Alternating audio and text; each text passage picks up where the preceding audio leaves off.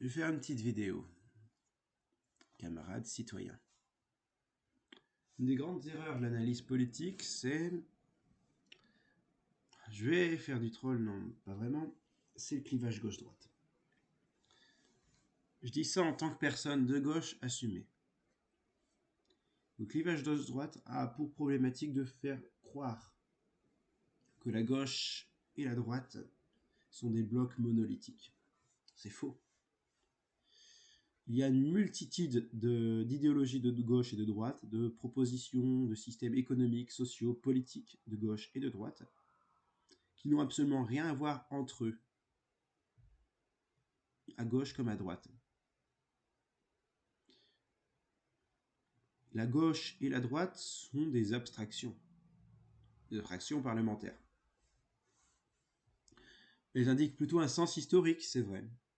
Sens plus progrès, réaction, progressiste, conservateur, voire réactionnaire pour une bonne partie de la droite. C'est vrai. Le problème, c'est qu'on a aussi dans l'idée de progrès, l'idée d'un mouvement. Et ce mouvement n'indique pas forcément une direction précise. N'indiquant pas une direction précise, ça ne signifie pas grand-chose. Progrès vers quoi? Vers plus d'écologie, mais en oubliant le social. Progrès vers quoi? Vers une abolition de l'État. Est-ce que c'est un progrès? Est-ce que ça améliore des choses? Est-ce que cette abolition de l'État, c'est pour les libertés publiques, les libertés des gens, ou est-ce que c'est pour... est-ce que ça s'accompagne avec une suppression du capitalisme? Si on parle de l'anarchisme, sans compter qu'il y a des anarchistes qui rejoignent vers la droite, sans compter qu'on peut faire des points communs entre socialistes et gaullistes sur le fait que, par exemple, il y a quand même des éléments socialisants de la politique de De Gaulle pour essayer d'être au pouvoir. Pas le libéral conservatisme que c'est devenu, mais la régulation de l'économie. Il y a des trucs assez keynésiens, au final, là-dedans, que ne jetterait pas un social-démocrate. Sans compter que si tu es républicain et laïque, si tu additionnes ça avec le fait de faire de la social-démocratie, oui, de régulation de l'économie, des services publics, du protectionnisme. On pourrait même dire qu'aujourd'hui, ce qui était De Gaulle arrive à dépasser par la gauche sur le plan économique le PS. Après, étant donné la construction européenne et tout le libre-échange que ça implique, c'est pas étonnant. Mais vous voyez, gauche-droite, ça a du sens, mais historiquement. Ça indique une direction, mais ça indique pas ça indique une tendance à aller dans une direction plutôt qu'à une autre. De Gaulle étant par exemple plutôt vieille France, il ne faisait pas trop du jeunisme, mais parlant à la classe ouvrière pour concurrencer le Parti communiste. Et ayant un côté autoritaire, c'est vrai, mais restant dans le champ de la République, ayant aussi un passé politique plus à droite que ce qu'il a eu.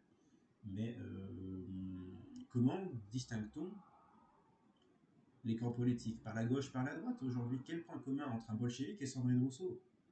Franchement, un bolchevique, Sandrine Rousseau. Sandrine Rousseau, une bourgeoise. Un bolchevique, quelqu'un qui est du côté de la classe ouvrière. Que fait-on de la différence entre, par exemple, un anarchiste et un socialiste d'État?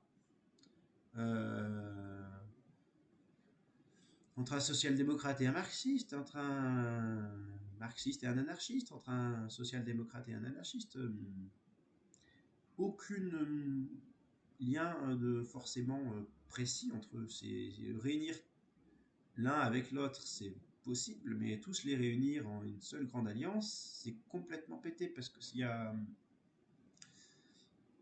Et c'est complètement à côté de la plaque parce que il n'y a quasiment aucun point commun qui unissent toute la gauche en un bloc homogène. Il y a des points communs par-ci par-là, mais voilà, enfin, qu'au fait-on aussi d'une gauche qui renonce à la laïcité? Une partie de la gauche au nom du social qui renonce à la laïcité, alors que ça est censé unir une bonne partie de la gauche historiquement. Ça, je vous laisserai y réfléchir parce que ça, c'est un problème. il y a des gens qui se situent plus dans les clivages gauche-droite. Euh, et à quel niveau? Au niveau des organisations, au niveau parlementaire, au niveau des organisations politiques, partis ou syndicats ou organisations libertaires qui ne se reconnaissent pas comme partis, euh, qui ne savent plus ce que signifie gauche-droite selon eux et qui utilisent d'autres termes. Après, il y a des gens qui utilisent encore gauche et droite et ça se comprend. Mais se comprend aussi qu'il y a des personnes qui utilisent d'autres termes et qu'on pourrait très bien assimiler à la gauche ou à la droite, selon quelle définition on en donne. Ça, c'est un sujet qui demande une réflexion certaine. Parce qu'avant de vouloir faire l'union de la gauche ou l'union de la droite selon qui vous êtes, posez-vous la question, mais qu'est-ce que la gauche? Qu'est-ce que la droite? euh, Et pourquoi ceux qui se sentent hors du clivage gauche-droite, si par exemple ils souhaitent plus de souveraineté au niveau de la France, s'ils souhaitent une amélioration des retraites, du SMIC, s'ils souhaitent une république laïque, s'ils souhaitent, une amélioration des conditions de travail, de l'existence d'une protection sociale, de faire du protectionnisme, pourquoi ils ne se situent pas à gauche? Peut-être aussi parce qu'il y a une gauche qui n'est pas capable de faire le taf, mais la droite non plus. Elle fait pas son taf. Parce qu'on a une caricature du droitard et du gauchiste. Mais essayons de voir ce qu'il y a derrière ces termes-là. Ça, c'est une question. J'aurais plutôt tendance à dire que, par exemple, certaines positions de certaines personnes de droite pourraient se situer à gauche. Parce que c'est quand il s'agit d'une personne de droite qui vient du prolétariat, elle a une petite notion de ce que sont ses intérêts, même s'ils sont peut-être pas développés, et qu'elles peuvent aussi se contaminer par des idées libérales. Mais je pourrais souhaiter des choses fondamentalement de gauche. Et le fait d'avoir une gauche qui classe en gauchiste, en droitard, en vision de gauche et de droite très culturelle et plus aussi économique, mais plus culturelle, on se demande parfois ce que signifie cette culture de gauche et cette culture de droite, eh bien, c'est problématique parce que ça ne ramène pas les prolos. Et si on est vraiment de gauche, je dis, il faut s'adresser aux masses populaires. Ma définition de la gauche, elle est simple. La souveraineté des masses populaires. La souveraineté du peuple. Si tu n'es pas pour la souveraineté du peuple, tu n'es pas de gauche.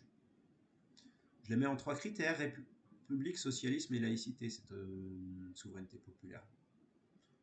À savoir, ni roi, ni prêtre, ni patron. Il faudra toujours avoir un État pour s'organiser. Un État au sens d'une organisation politique, après appelez ça comme vous voulez. Je parle de république, moi. Socialisme, moi, je souhaiterais la fin complète du capitalisme, mais pour une partie de la gauche, on peut très bien s'entendre sur le fait de réguler les maux du capitalisme. Ça peut entrer dans le champ de la gauche. Moi, je serais plus radical. Je suis communiste, je souhaite la destruction totale de l'économie de marché pour la remplacer par une économie planifiée et gérée collectivement par les travailleurs. Et laïcité, parce que la religion n'a pas à foutre quoi que ce soit en politique. Elle n'a pas à dire son mot en politique. On n'a pas besoin d'une élite de religieux qui a son mot à dire. C'est le peuple qui doit commander. Il ne doit pas y avoir de division d'ordre religieux ou identitaire. Le peuple, il a assez de problèmes comme ça. Il a, plutôt que de lui ajouter des problèmes métaphysiques, il doit s'occuper des problèmes concrets. Les problèmes concrets, c'est la bouffe, c'est le logement, c'est l'éducation, des gosses, mais pas que des gosses, aussi des étudiants. Quoique certains étudiants sont un peu gosses parfois. C'est la santé, c'est être en sécurité aussi. Il ne faut pas laisser cette thématique à l'extrême droite, parce que sachant qu'il y a des prolos qui se sentent pas forcément en sécurité eux-mêmes, qui se sentent agressés par des délinquants, ça peut arriver. Le lumpen et le prolétariat peut parfois être en friction. Il faut éviter les accidents. Sinon, cadavre d'ouvriers, ils n'ont pas des chiens pour les protéger, les ouvriers. Voilà. La justice, au sens large du terme, hein, la justice au sens des tribunaux, mais aussi de la constitution politique du pays, d'avoir une constitution politique juste, enfin, des choses fondamentales en fait. Les loisirs aussi, avoir du temps pour les loisirs, c'est important qu'on ne fasse pas que survivre, mais qu'on puisse vivre à côté. Euh, voilà, enfin, des sujets concrets, améliorer les conditions de vie matérielles des gens. Pour cela, il faut être matérialiste un peu parce que il faut se focaliser sur le concret, être pragmatique, voir ce qui se passe dans le monde. Euh, avoir les yeux dans un bouquin et voir, mais mettre ça en pratique. La théorie et l'action, comme disait Lénine. Pas d'action révolutionnaire sans théorie révolutionnaire, oui, mais pour Lénine, la théorie vient de l'action, parce que c'est un rapport dialectique entre les choses. C'est thèse, antithèse, synthèse. Pas faire tout le topo, mais il faut bien prendre compte que le grand problème aujourd'hui de cette gauche-là, c'est qu'elle n'est plus vraiment matérialiste. Euh, Elle a un peu lâché trop de choses au niveau du matérialisme. Donc, à partir de là, si la gauche redevient pleinement matérialiste, là, il y a des gens qui auparavant votaient à droite, pour des tonnes de raisons diverses, parce qu'ils autres que celles qui sont perdues. Par exemple, la question des frontières, et qu'ils ont pensé qu'au niveau des capitaux, ça les protégerait. Eh bien, si on a une gauche plus conséquente, plus sérieuse, qui fait un travail de réflexion, je vais peut-être pas forcément lui dire, moi qui suis dans aucun parti politique, le travail de réflexion qu'elle doit faire, mais elle doit en faire un. Pour être capable de se remettre en question, de réfléchir, de se dire qu'il y a eu des erreurs qui ont été faites au niveau 68 art et compagnie, hein, au niveau du fait que la libération des mœurs, il y a des choses positives, mais il y a aussi des problèmes au niveau de tout ce qui implique la discipline du prolétariat, par exemple le fait que vouloir revendiquer comme un acte révolutionnaire le fait de se droguer, ou considérer que la prostitution c'est une libération de la femme au niveau du corps, alors qu'en fait c'est une activité marchande qui aliène la femme, ou l'homme quand il s'agit d'une prostitution masculine, mais ça reste dans le champ des mœurs, la marchandisation est problématique. Normalement, quand on est de gauche, on est censé s'opposer à tout ce qui est lié au marché, et maintenant, il y a eu le marché du désir qui a contaminé une bonne partie de la gauche. La droite n'en est pas exempte. Ne faites pas dire ce que j'ai pas dit. Voilà. Donc, c'est une réflexion qui doit être posée, et si on la pose pas, c'est foutu. C'est foutu pour les classes populaires. Il faut s'adresser au peuple, s'adresser aux masses, voir la réalité du terrain. Ça, sans ça, on est complètement foutu, les amis. Eh bien, chers camarades, que vous soyez de gauche, de droite, que je m'en fous, je m'adresse plutôt à des personnes de gauche, mais si des personnes de droite veulent soient intéressées par leurs conditions de vie, un discours de gauche, qui n'est pas celui de la gauche libérale, eh bien, c'est preneur. Hein. Normalement, quand on est de gauche, on ne juge pas selon des catégories fixes les points de vue des individus. On ne vous classe pas comme ça. On ne vous classe pas, toi, tu es ton identité ceci, ton identité cela. Non, on te classe pas. Enfin, il y a des classes sociales. On prend en compte le fait qu'il y a des classes sociales, parce que c'est une réalité matérielle, on est pragmatique. Mais on ne prend pas en compte des choses communautaires, comme la couleur de peau, le genre, comme ils disent, ou la religion.